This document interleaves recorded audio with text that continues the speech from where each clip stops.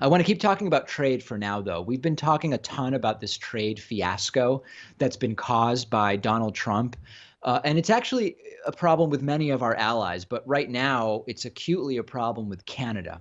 And most of our conversations are either about trade, sort of generally. We've talked about the sources of the tariffs that actually exist between the United States and Canada. Some of the Canadian tariffs on US products are a response to either US tariffs or US subsidies, as I spoke about with the dairy industry. We've talked about the trade balance. That's something Donald Trump also really likes to talk about. We've also explored Donald Trump's general incompetence on trade. But one thing we haven't talked about yet is another way in which the entire thing can blow up in Donald Trump's face, which it's likely to do, and that's called boycotts. A Canadian boycott of both American products and of traveling to the United States has started slowly, but especially over the last 10 to 14 days is building more and more. There's another movement that is focused specifically on encouraging Canadians not to travel to the United States, to cancel their planned travel to the United States. And many Canadians are actually doing it. And there are Canadian websites that provide information to Canadians about whether products are made in the United States or not, so that Canadians can, if they want to, opt for the non-American products. And when I tell you about this, I know that I'm going to get right-wing nuts emailing me saying, David, go back to Argentina or Israel or wherever it is you're from, and stop taking pleasure in the boycotting of American businesses. And I'm not reporting it to you because I'm taking pleasure in it. I'm reporting it to you because it pains me and I want to stop it. We need to have a total stop to the ruining of our geopolitical relationships by Donald Trump. This isn't fun and games, right? Jobs depend on what Trump tweets and his harebrained ideas. People's livelihoods depend on the actions of the president. And I hate to break it to you, but it's not just Canadian tourists that are bailing on traveling to the United States. We told you in January of 2018 about travel data from 2017 to the United States. And a lot of countries are drastically reducing their travel to the United States. The U.S. can manage without it. It's not going to end the United States economy, but jobs are going to be lost and it won't be good for the economy. The data for 2017 was that $4.6 billion and about 40,000 jobs were lost as a result of other countries' citizens reducing their tourism to the United States, much of that attributed, of course, to the presidency of Donald Trump. And I hate the boycotts. The boycotts are bad for friends of mine who own businesses. They're bad for people I don't even know. I mean, can you imagine? I can actually empathize with people that I don't even know, and it's bad for them. But this could be an effective way to take a stand if people do it. We know that bookings in Trump's hotels, even Trump branded hotels, not owned by Trump, but where the name is licensed to Trump, have been taking a hit. I have family, very anecdotally, in Argentina that is specifically saying, you know, we usually go to the US every 2 or 3 years. We're due for that, but we're not going to go. We're going to go elsewhere because we simply don't want to go when Donald Trump is president of the United States. If you're wondering whether Trump even cares, I kind of doubt it. I kind of doubt it. And it's yet another way in which he said he was going to look out for the little guy. He said he was going to look out for the middleman, the middle class, but it's just not happening. And so far, it doesn't actually seem like his supporters are punishing him for it. And that's the scariest thing in the context of the upcoming midterm elections. And I'm going to talk about that a little bit later in the program. Join the discussion with more than 6,000 of our viewers and listeners on our subreddit Trade, a big topic of discussion there, as well as Paul Manafort going to jail and lots of the other things we discussed on today's show.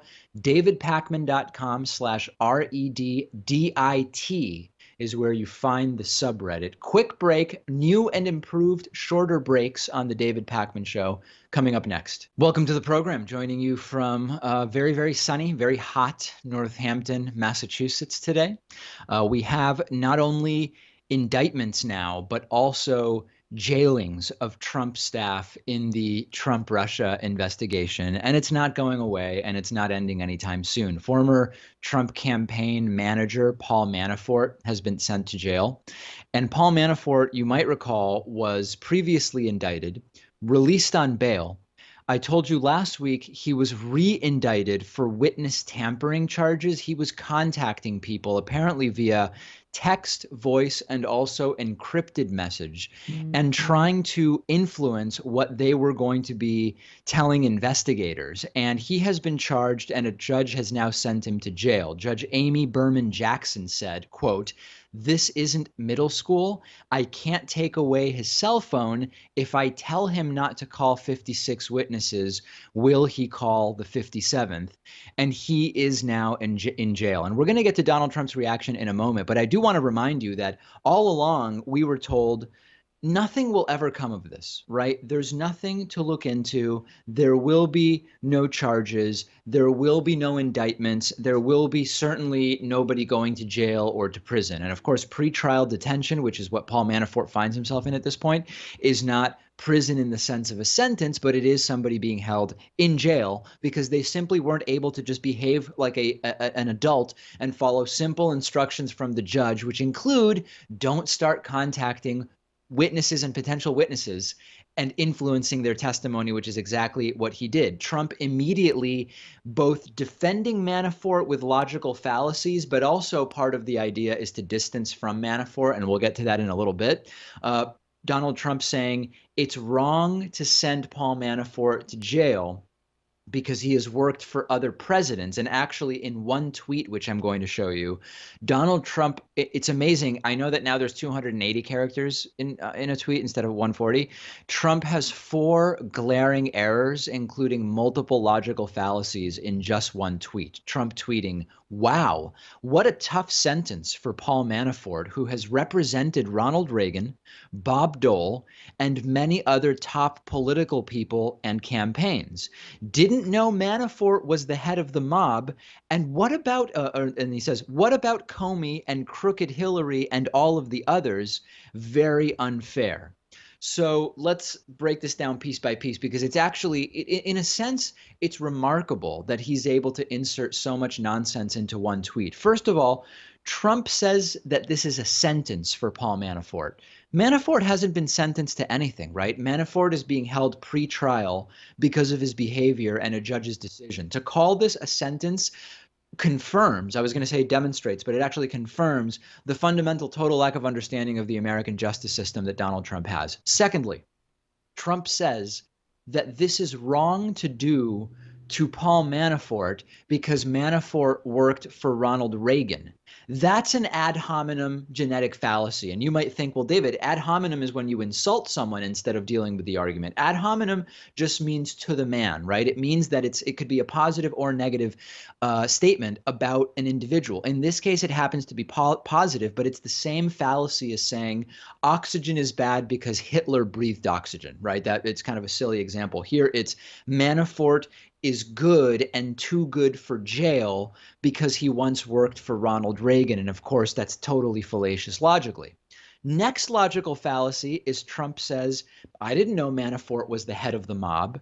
That is a straw man fallacy, right? Rather than saying why it's wrong to send Manafort to jail for the actual reasons Manafort is being sent to jail, Trump is defending Manafort by saying, this guy's not a mob boss, which is not an argument anybody made for sending Paul Manafort to jail.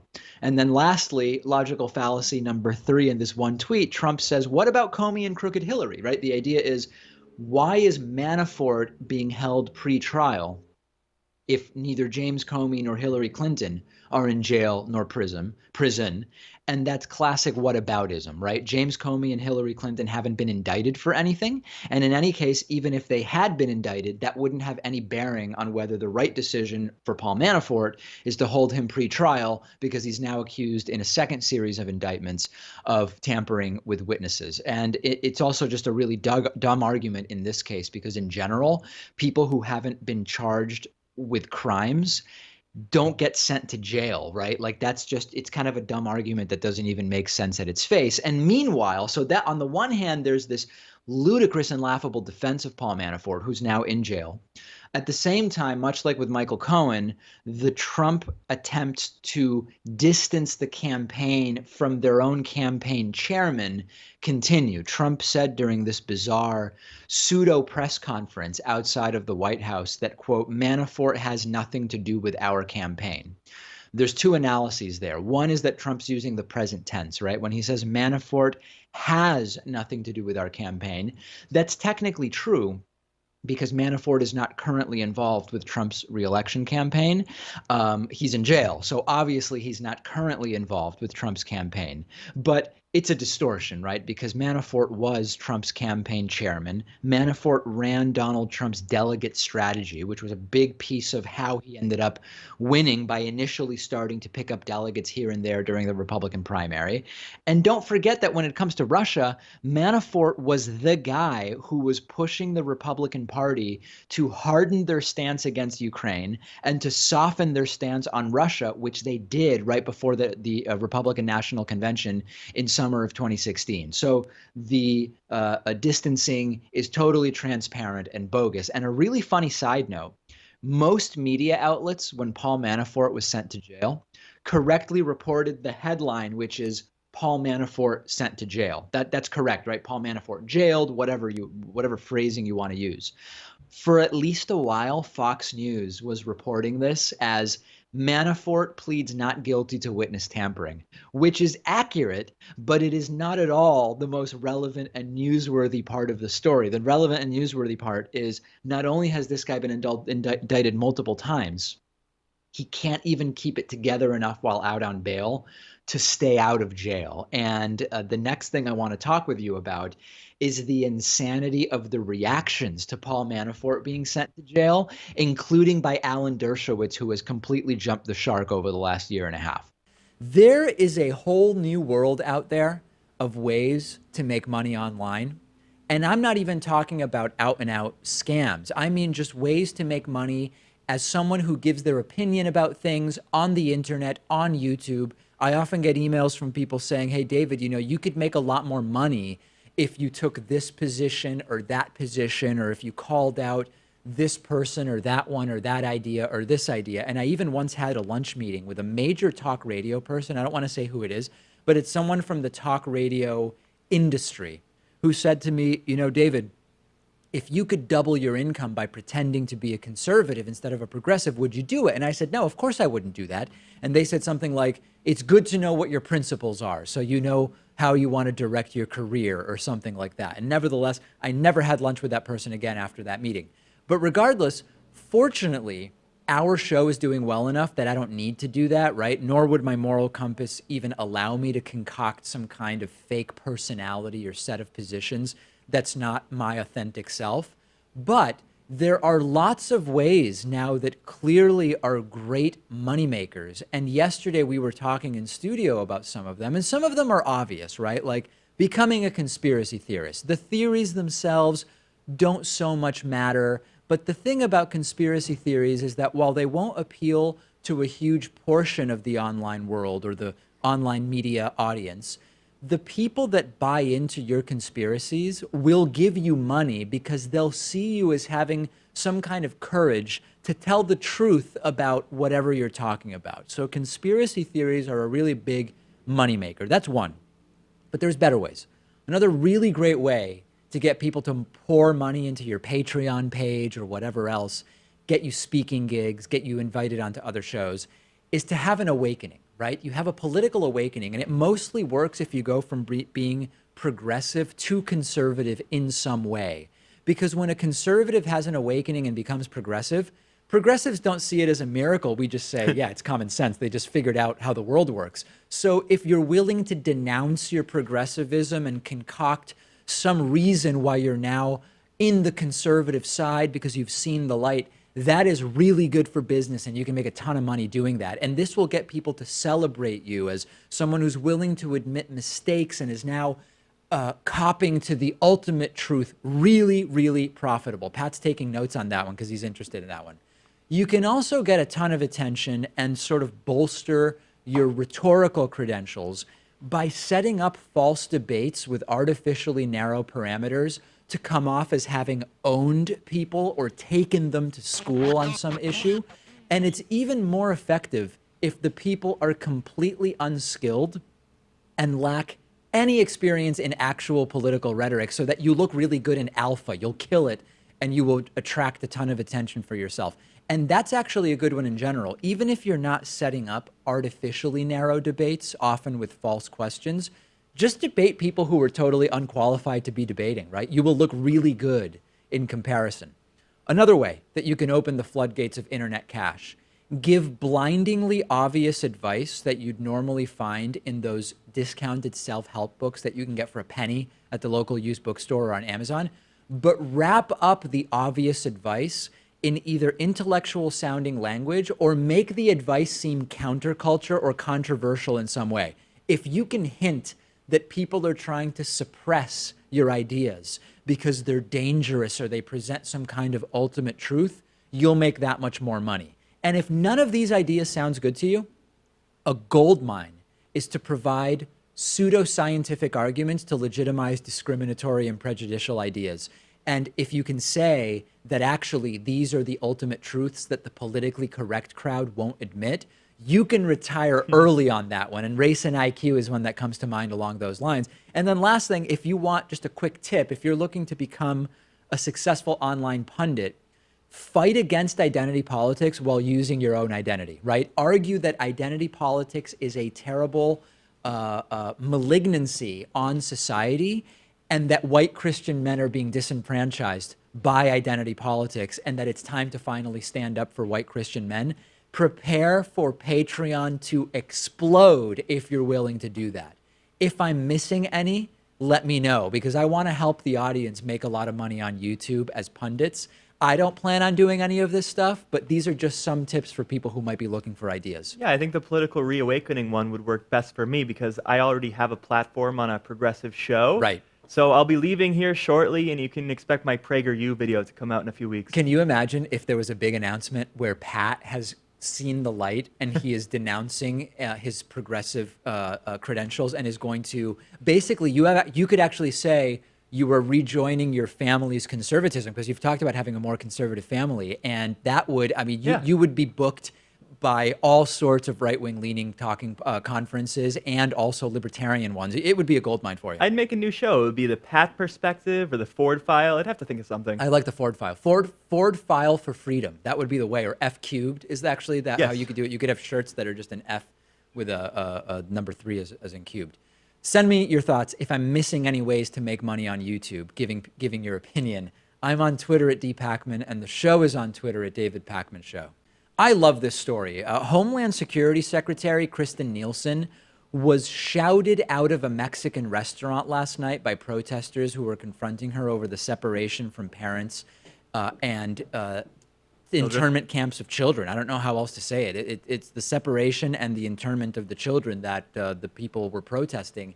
And the story is exponentially better because it was a Mexican restaurant, although in reality, the facts of the story aren't drastically different, whether it's a Mexican restaurant or an Italian restaurant or a French restaurant. All three of those types of restaurants rely disproportionately on immigrants from Latin America. But there's something about it being a Mexican restaurant that makes it that much better for me. And it was a restaurant called MXDC Cocina Mexicana in Washington, D.C. And one person wrote to me saying that they went to a Mexican restaurant specifically to trigger protests, the idea that this was some well thought out idea from Kristen Nielsen and her staff, to go to a Mexican restaurant to trigger protests so that then they could maybe try to say, we agree with the emotions expressed by the protesters or something like that. I don't think it's that well thought out. And we have video. Nielsen seems to keep her eyes down on her phone while the protesting is going on. Shouts of shame and if kids don't eat in peace, you don't eat in peace. And it was all captured on video. Check it out. You spend your evening here eating dinner and you're complicit in the separation and deportation of over 10,000 children separated from their parents. How can you enjoy a Mexican dinner as you're deporting and imprisoning tens of thousands of people who come here seeking asylum in the United States? We call on you to end family separation and abolish ICE! Abolish ICE! Abolish ICE! Abolish Abolish! Shame! Shame! Shame! Shame! Shame! Shame! Shame! Shame! Shame! Shame! Shame! Shame! Shame! Shame! Shame!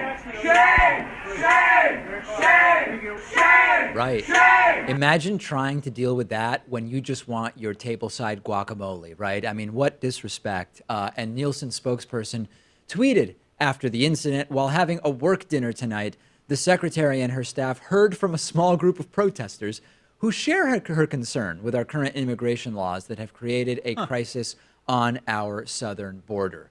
This has exploded into a conversation about free speech. The normal free speech warriors are notably silent in their defense of the protesters, other than saying that this isn't exactly the peaceful speech that they defend and champion. They're saying, some of them, that, listen, this is a restaurant and you're interrupting someone's meal, and that the restaurant is free to handle this however they want. And the restaurant did handle it however they wanted, which was to allow this to go on. The protesters went on for minute after minute after minute, and they were not kicked out. And that was a decision that the restaurant was able to make. And you could say, well, this is rude or it's disrespectful to Kristen Nielsen, but there's nothing about free speech that says if someone's having enchiladas, you can't say whatever you want as long as you're not physically aggrieving that individual. And excuse me if I lack empathy, but I don't care that she couldn't have a quiet dinner out. She is causing untold strife, is complicit in untold strife with this scale up of the child internment camps and separations from parents. If your claim is she should be shielded from uncomfortable speech when she's hoping to have margaritas at MXDC, then I simply disagree with you. I like that this happened. I like that the restaurant didn't kick out the protesters and let the protest go on for many, many minutes. Looked like free speech at its best to me, and Sure. I think she has Secret Service around her too, because she's a cabinet secretary Or after some all. kind of security anyway. So we don't have to worry about her safety necessarily, or it looked like she was in good hands at the very least. There was no physical risk to her whatsoever. There was no indication that the protesters were getting physically violent. And even if they had, she does have a cabinet or whatever you would call DC security, Secret Service. I'm not exactly sure which department it is. I am again reminded, again, because it happened to be at not just a Mexican restaurant, but a restaurant in general, about the late Anthony Bourdain, who pointed out many times that there is a hypocrisy with immigration where Latin American immigrants disproportionately grow and harvest a ton of the food that we eat and then cook their fair share of it and more at the restaurants that have received the food that they have helped to grow and harvest. The entire service economy of the United States would collapse were it not for Latin American immigrants, both documented and undocumented. And we hear, oh, they're stealing our jobs and they're dangerous immigrants. When it comes to the restaurant industry, they are single-handedly keeping the industry afloat. And as far as Kristen Nielsen, she should resign. I have no idea whether she will, but she should. The pressure is on her. We've seen a lot of people who should resign. Scott Pruitt still hasn't resigned from the EPA. There's every indication she will stay, but she should resign. And if you're going to be complicit in the detention of children, at least have the decency to eat your dinner at home, right? Yes, just stay home and defrost a pizza or something. I don't know why an attorney general would be talking about this, but Jeff Sessions strangely and bizarrely claimed that Nazis didn't deport Jews during the Holocaust. Why is he saying this? I hope to find out in partnership with you today in the next 5 or 10 minutes. There's this building string of lies about Germany from the Trump administration. Yesterday, I told you that Donald Trump tweeted incorrectly that German crime is way up. The German crime rate is actually the lowest it's been in 26 years.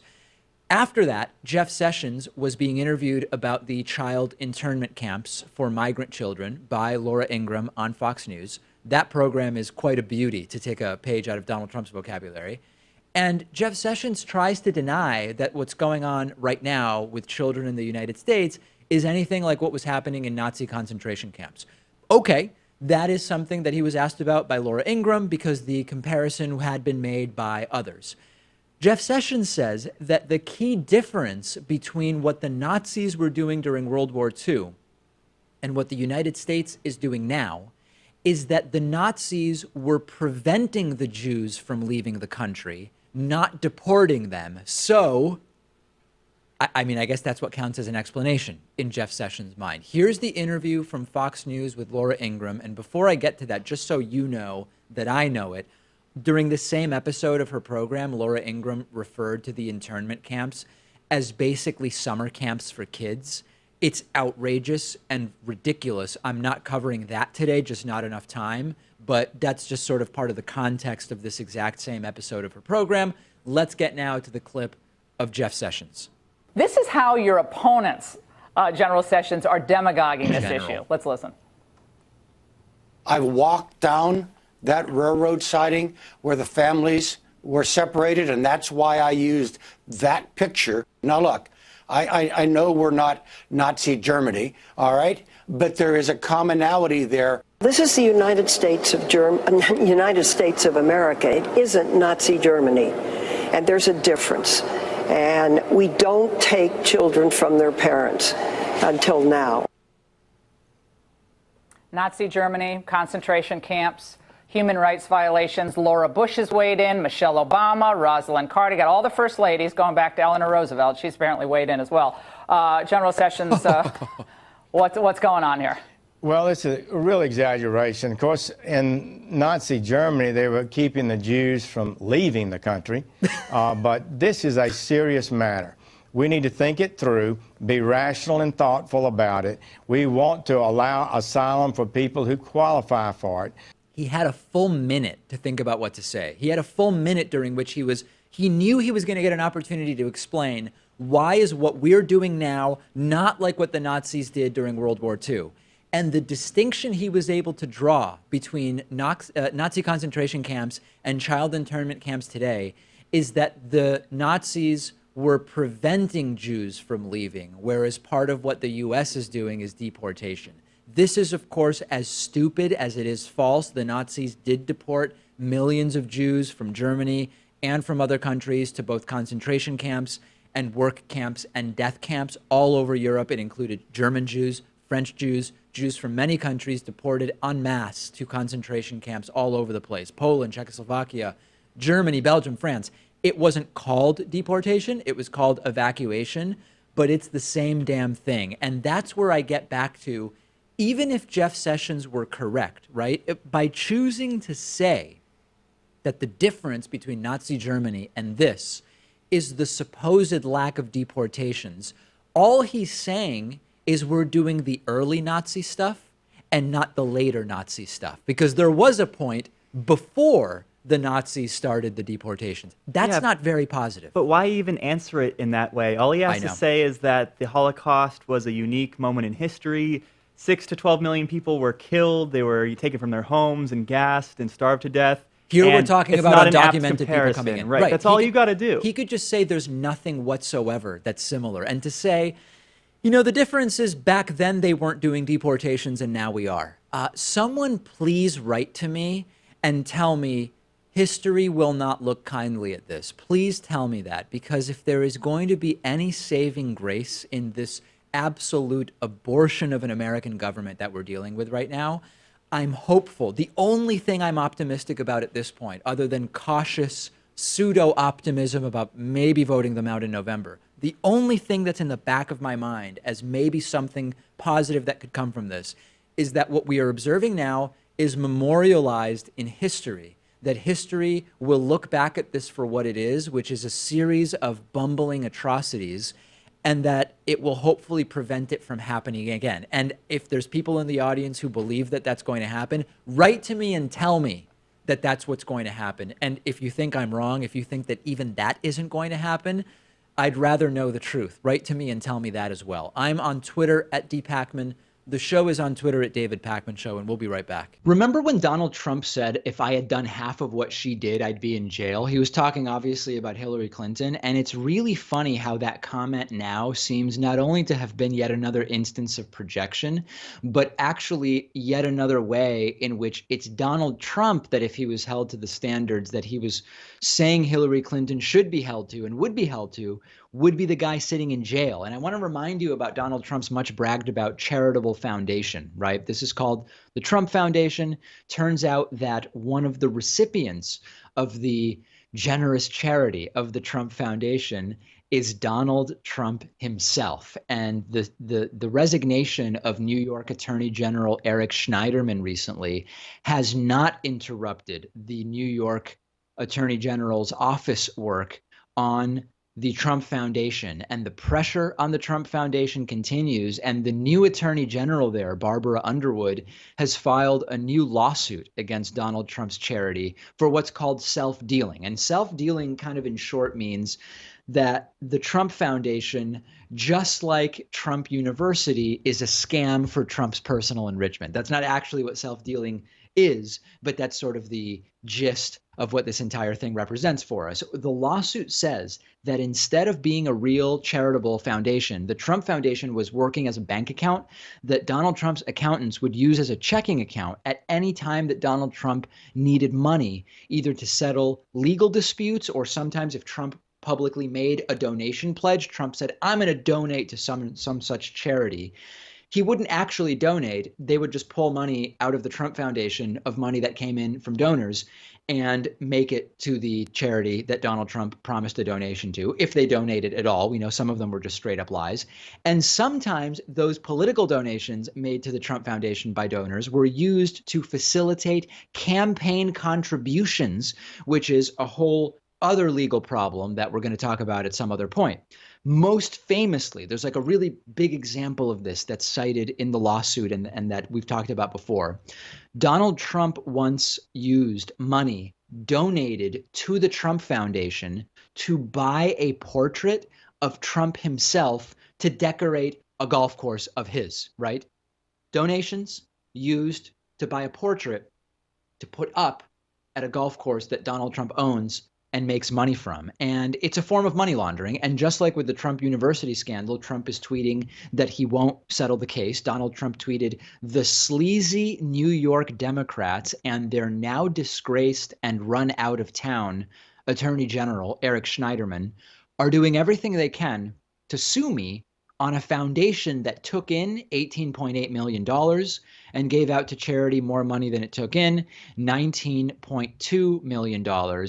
I won't settle this case. And of course, he did in the end settle the Trump University case, because Trump University was exactly the scam that it was accused of being. They ended up settling for something like $25 million, even though Trump said he's not going to settle it. And at some point, Trump has said that when you settle, you're basically saying that you're guilty. If you're not guilty, you fight. And that's because we have a grifter as president of the United States. It's like having that rich dad, poor dad guy, Robert Kiyosaki, as president of the United States. If you haven't heard of him, look him up. Or supplement salesman Alex Jones as president of the United States, or some other con man, because that's what these are. These are con men and grifters, and there are sort of two double standards that I think are important to point out here. First is the Hillary Clinton double standard, right? Because Donald Trump famously said Hillary Clinton should be in jail. If I become president, we're going to put her in jail and investigate her. Everything so far that Donald Trump has accused Hillary Clinton of doing, he's guilty of himself to a greater degree. Pay to play with the Clinton Foundation. Trump has way worse pay to play stuff in his closet that we're learning about on an almost weekly basis. Hillary is careless with classified information. Well, Trump spilled classified information to a Russian spy recruiter in the Oval Office. Hillary was careless with technology vis-a-vis her private email server. Well, Trump is using an unsecured iPhone that he flat out refuses to have screened for hacking attempts because it's inconvenient. I could go on with more examples, but I won't. That's double standard number one, the Hillary double standard. But there's a second double standard, which isn't about Trump and Hillary, but it's just more general about rich people who have a different set of rules and a totally different set of standards, period. And I've talked about this before. And if there's any satisfaction to be had from this, it is that hopefully running for president will end up being the worst decision that Donald Trump has ever made. Because if he hadn't run for president, He might have never needed a smarter lawyer than Michael Cohen, which we now know is not the case, because his sketchy dealings wouldn't have been under the microscope to the degree that they now are. And hopefully it's going to be more and more difficult for him to buy his way out of some of this trouble because he's president of the United States. And I say hopefully, but I actually don't know for sure. In fact, it's possible because so far we have seen this colloquially immoral, unethical, and possibly legally criminal behavior be normalized away by people that are on the side of the president. And we've also seen a lack of real political will to do something about it by Republicans. And we're going to talk about this later on in the show. But ultimately, it may come down to the November 2018 election, which is now only 5 months away, 4.5 months away, whether we ever ultimately get justice for the possible crimes of Trump and his cronies. This is the funniest thing. ABC News ran a special report headline at the bottom of their screen yesterday saying that former Trump campaign chairman Paul Manafort has been indicted of and pled guilty to 5 counts of manslaughter. And of course, Manafort hasn't even been charged with manslaughter, at least not yet, but it made for a very funny few minutes of confusion. And I genuinely wonder how this happens. Like, were they preparing a story that was actually about manslaughter? Or were they preparing a story about Manafort pleading guilty to something other than manslaughter? But that doesn't really make sense because Manafort also didn't plead guilty to anything. I really am, my main curiosity is how did Manafort pleads guilty to 5 counts of manslaughter end up on the screen? And it is stepping right into the narrative that Donald Trump has developed, teeing it up for Trump to hit out of the park. Trump immediately tweeting when this happened, look what fake ABC News put out. I guess they had it prepared from the 13 angry Democrats leading the witch hunt, hashtag stop the bias. And of course, as far as we know, this isn't related to bias. We don't have reason to think it was a practical joke, but it does set Trump up perfectly. And you can't help Trump push the narrative, right?